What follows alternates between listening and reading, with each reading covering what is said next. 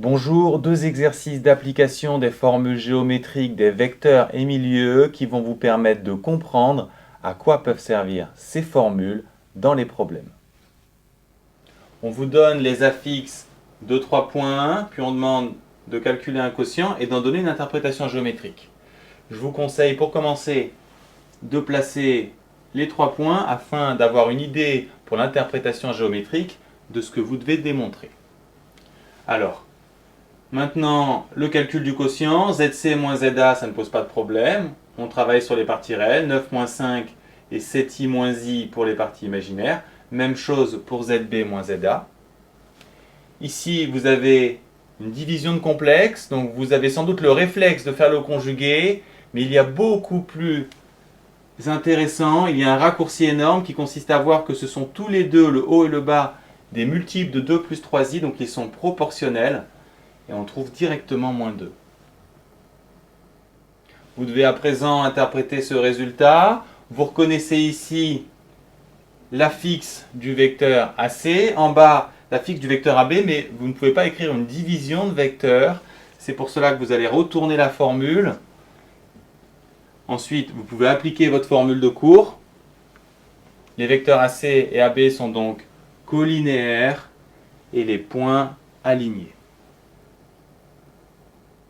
Si le résultat d'un quotient de ce type n'est pas un réel, il faudra utiliser une autre méthode que je vous expliquerai plus tard. Dans cet exercice, on vous demande d'abord de calculer les affixes de deux milieux, puis un quotient pour aboutir à une interprétation géométrique où vous devez démontrer le parallélisme de deux droites. Alors, calculer les affixes des milieux, vous appliquez tout simplement les formules de cours. Donc pour AF, on va faire ZA plus ZF sur 2.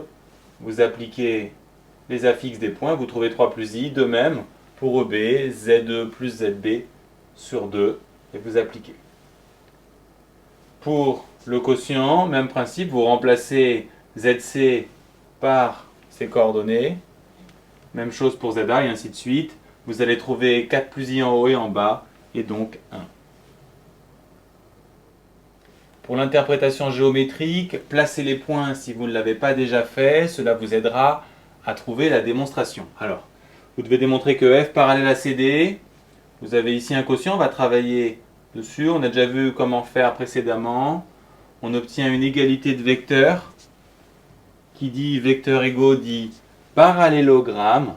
Et donc on a AB parallèle à CD. Pas de chance. Il nous faut EF parallèle à CD, donc on n'a pas encore ce qu'il faut. On observe un peu le reste de l'exercice. On a la question 1 qu'on n'a pas utilisée. On peut constater que AF et EB ont même milieu. Et là encore, c'est une propriété qui nous donne un parallélogramme. Cette fois-ci, le parallélogramme EFBA. Donc, EF parallèle à AB. On a déjà CD parallèle à AB grâce au premier parallélogramme. Donc, les deux droites EF et CD sont bien parallèles entre elles.